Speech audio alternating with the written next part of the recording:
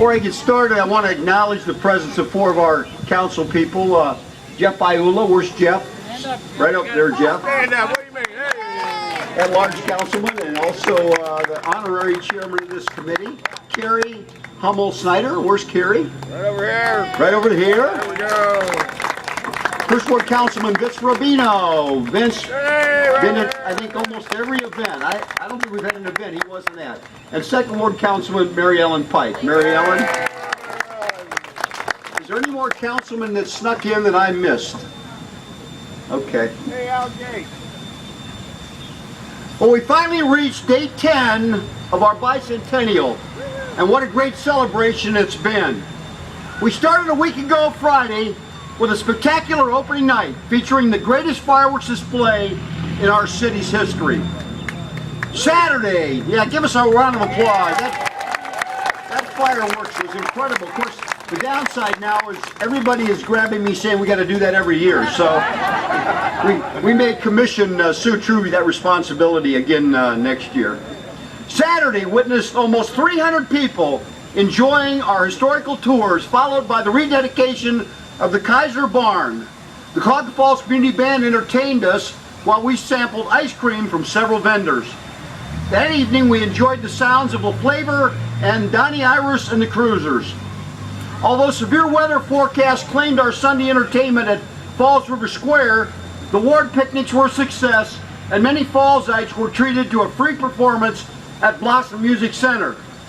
Monday's car cruise-in was our biggest and best ever, with 403 classic cars on display and the band out of sequence entertaining hundreds of car gazers. Two historic events occurred on Tuesday with the dedication of our newly constructed police memorial, followed by the opening of the 1962 time capsule.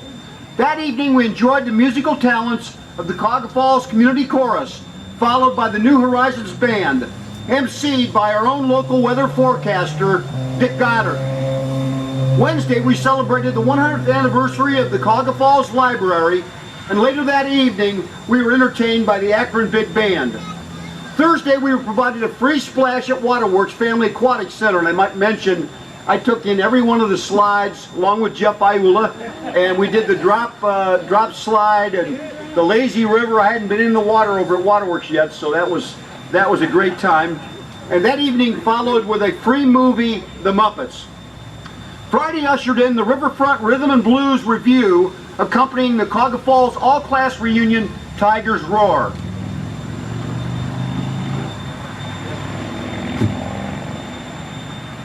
The highlight yesterday was the largest and most colorful parade in our city's history, with over 200 units participating and 70 creating floats in action. Give yourselves a round of applause. I know a lot of you were in it, and those that weren't were nearby. And last evening we saw the continuation of the highly popular Riverfront Rhythm and Blues Review, featuring the Bo Keys and Booker T. Jones from Booker T. and the MGs. The culmination of our bicentennial celebration was today's interfaith service and a performance by Western Reserve Community Band that we just witnessed. The success of our bicentennial was a result of nearly 18 months of planning and preparation. In the end, several hundred people contributed in some fashion, and although it would be impossible to name everyone, there are some individuals that deserve recognition at this time. And as they call their name, I would ask each of them to come up here behind me, so at the end perhaps we can get a group picture. No one was more involved in every aspect of the bicentennial than our service director, Valerie Wax Carr.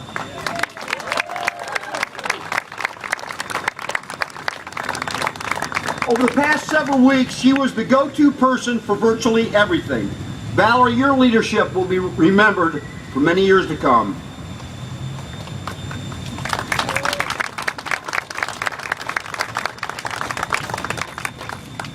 The 1-2 punch of Sue Truby and Jennifer Six. Sue was the architect of that wonderful fireworks display opening night, and it sure felt like she and Jennifer were everywhere over the past 10 days. Is Jennifer and Sue here? Jennifer, come on up.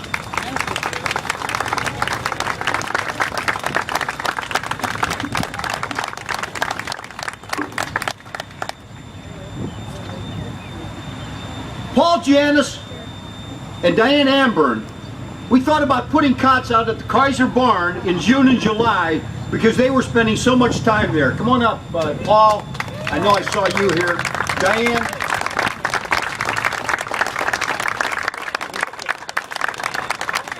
The success of our legacy project, the Kaiser Barn, is largely a result of their dedication. Diane also has performed admirably as the committee treasurer. Major kudos to both Tim Belby and Denise Bell. The B team performed superbly, delivering a parade that we will never forget.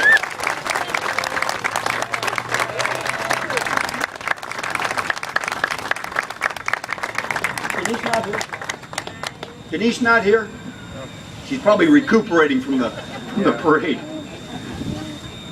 Marty Shoemaker served wonderfully as our committee secretary, as did Ed Stewart as our VP of operations. Come on up, Ed. Marty.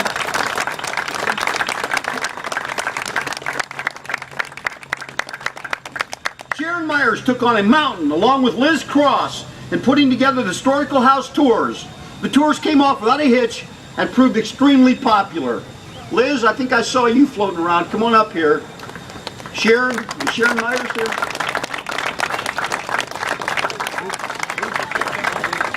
She's coming? She's slow. You can punch it. Once you get over 50, you know, it takes you a little longer to get up here. Mike and Cozy Richard were outstanding ambassadors for the Bicentennial Committee, raising money, selling products, and plugging gaps as necessary. Mike and Cozy, come on up.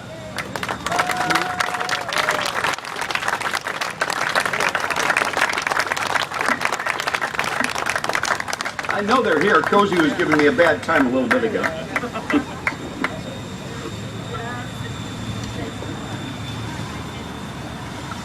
Karen Petty was critical to the opening night ceremony and could be seen with her husband Dale at virtually every event.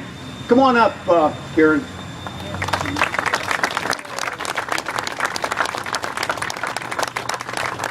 Laura Petrella, CEO of our Chamber of Commerce, used her influence with the Chamber to make this celebration a big hit. And Carol Morganti has wielded her quiet leadership role in organizing the Bicentennial book, which should be done early in 2013. Come on up, Carol. I know you're here. And Laura, I haven't seen her. Is Laura still here? Ann Duran, the entire Hunter family of Valley Savings, has been an invaluable asset to the opening of the 1962 time capsule. I don't know if Ann's here. I didn't see her, but we certainly want to acknowledge her. Let's give her a round of applause. And finally, our honorary chairman, Jeff Iula. What a great ambassador, cheerleader, and civic spokesman he has become. Jeff did everything that was asked of him and then some. Jeff, come on up.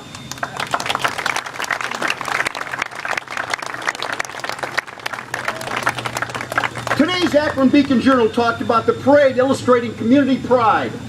And really, that is the heart and soul of the Bicentennial. Pride in our wonderful community. And as we embark on extinguishing the cauldron flame and passing the torch on to future generations, let us never forget the community that we cherish and love, Cuyahoga Falls. God bless our great city. Thank you.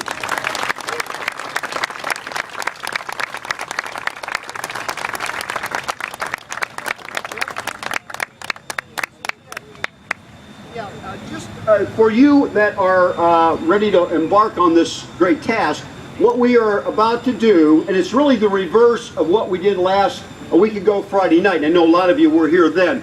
A week ago Friday night, we met kayakers coming down the river with a lit torch.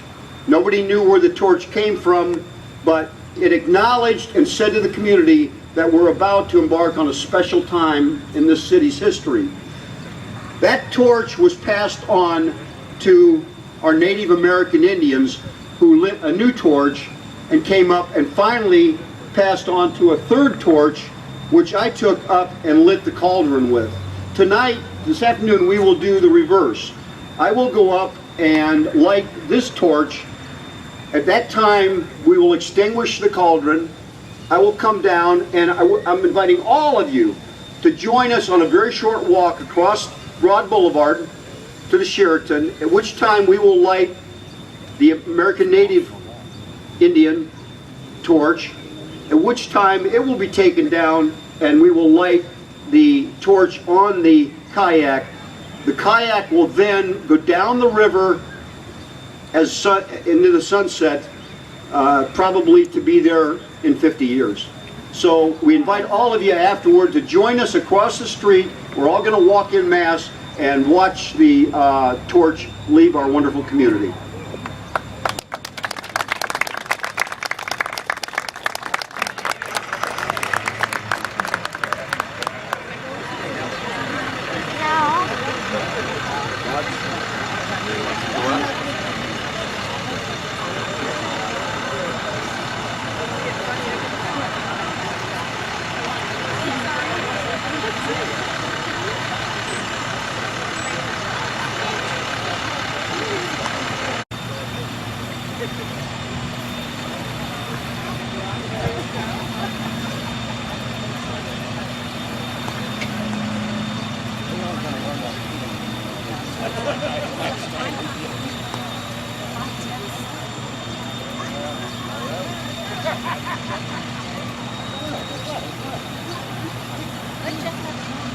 Not up there yet. Not up there yet.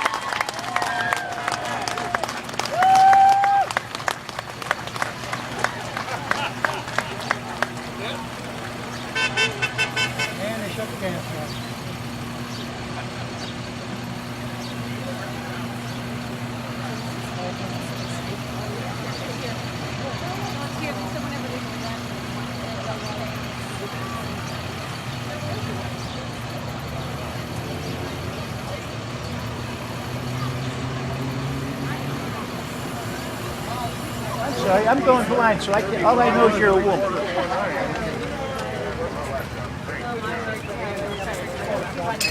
Yes, sir.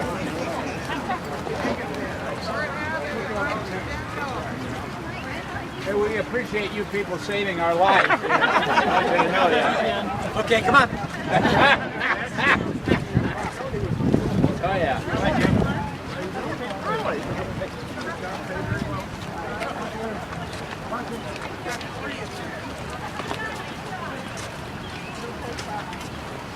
Who's got my back?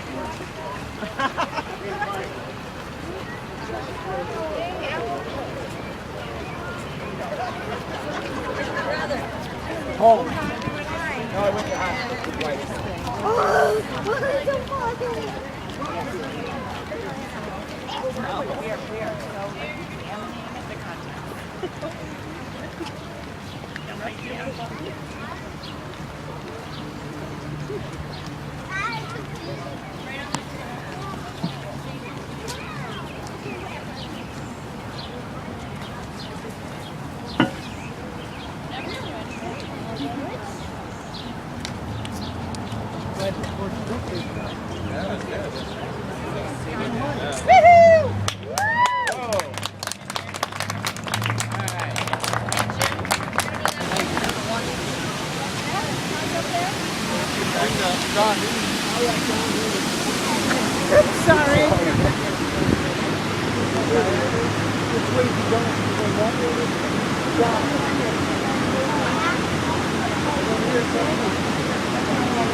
Yeah.